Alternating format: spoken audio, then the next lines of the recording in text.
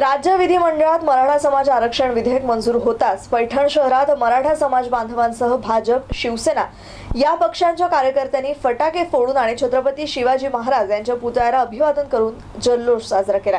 मराठा समाजाला आरक्षण देणारा ऐतिहासिक विधेयक आज विधिमंडळाच्या दोन्ही सभागृहात चर्चेविना मंजूर करण्यात आलं। त्यामुळे मराठा समाजाला शिक्षण आणि नोकरीत 16% आरक्षण मिळण्याचा मार्ग आता मोकळा झालाय। राज्य सरकारनं मराठा समाजाला आरक्षण देऊन खऱ्या अर्थानं त्यांना न्याय दिला असून या अगोदरच्या सरकारनं कायम मराठा समाजाची फसवणूक केली आहे। सरकारनं घेतलेल्या निर्णयाचं आम्ही स्वागत करतो अशी प्रतिक्रिया नगराध्यक्ष सूरज लोळगे यांनी व्यक्त केली आहे। पैठण शहरात मराठा समाज बांधवांसह भाजप, शिवसेना या पक्षांच्या कार्यकर्त्यांनी फटाके उडवून आणि छत्रपती शिवाजी महाराजांच्या पुतळ्याला अभिवादन करून जल्लोष साजरा केला। यावेळी शिवसेना माजी तालुका प्रमुख दादा पाटील बारे, मराठा महासंघाचे अध्यक्ष अतिश गायकवाड, महिला आघाडी शहराध्यक्ष नम्रता पटेल, गीता पटेल, सतीश आहेर आदींची यावेळी उपस्थिती होती।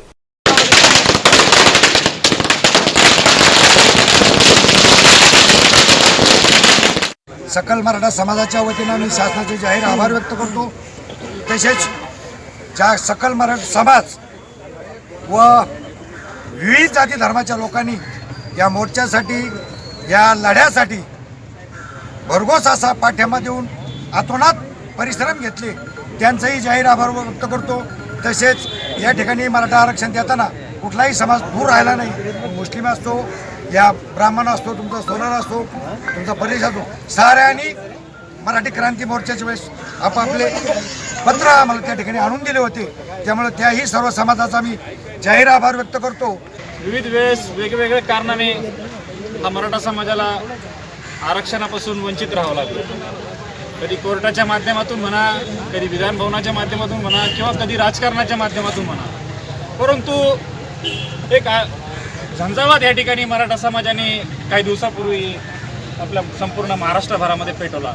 आणि आंदोलन करण्याची शिस्त कशा प्रकारे पाहिजे, आंदोलन कशा प्रकारचं झालं पाहिजे, आंदोलनाचं स्वरूप काय पाहिजे, कुठल्याही प्रकारची हिंसा न करता एवढा मोठा लाखोनी करोडोनी जमाव त्यांनी या ठिकाणी समाजाने करून दाखवला।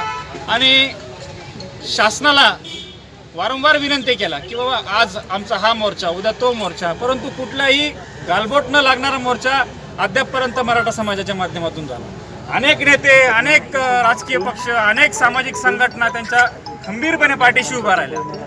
आणि या संघटना ज्या वेळेला पाठीशी उभा राहिल्या त्यावेळेला शासनानं देखील ह्या कामाची दखल घेतली आणि खऱ्या अर्थानं एक आयोग त्या ठिकाणी निर्माण केला। आणि त्या आयोगाच्या माध्यमातून खऱ्या अर्थानं सर्वे केला की बाबा खरंच मराठा समाज हा मागासलेला आहे का नाही। तर अत्यंत बारीकीने, अत्यंत सूक्ष्म त्यांनी या ठिकाणी अभ्यास केला की बा घरामध्ये तुमचा फ्रीज आहे का, तुमच्या समाजामध्ये लग्न झाले ते कशा प्रकारे झालेले, किती खर्च झाला आहे, किंवा कुणबी मराठा कशा प्रकारचा आहे, इतर मराठा समाज कशा प्रकारचा आहे, अशा अनेक सर्वे त्यांनी त्या ठिकाणी केले।